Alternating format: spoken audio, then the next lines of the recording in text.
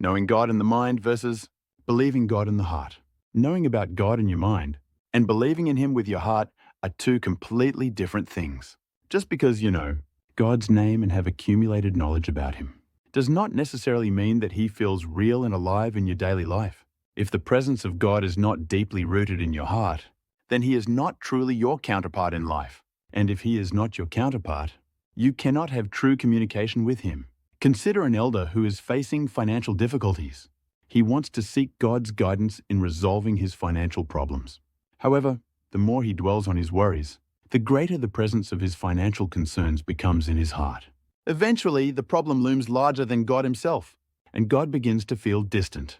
This is much like the disciples in the storm. As the waves raged around them, their fear overtook them, and they lost sight of Jesus' presence. Even though they knew God intellectually, their fear consumed their hearts, and they no longer perceived Him as the sovereign Creator, in control of their situation.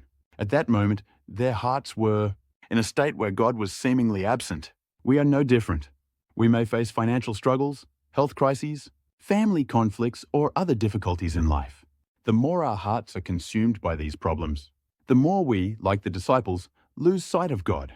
When God is no longer our counterpart, all that remains in our hearts is our problems. Then, God becomes confined to our intellectual knowledge, merely a doctrine, rather than a living reality. But if God is truly alive, He must be more than just a concept.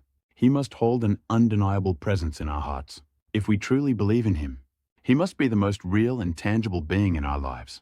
Only when our hearts cling to God, who is greater than any problem, can we experience a genuine relationship with Him.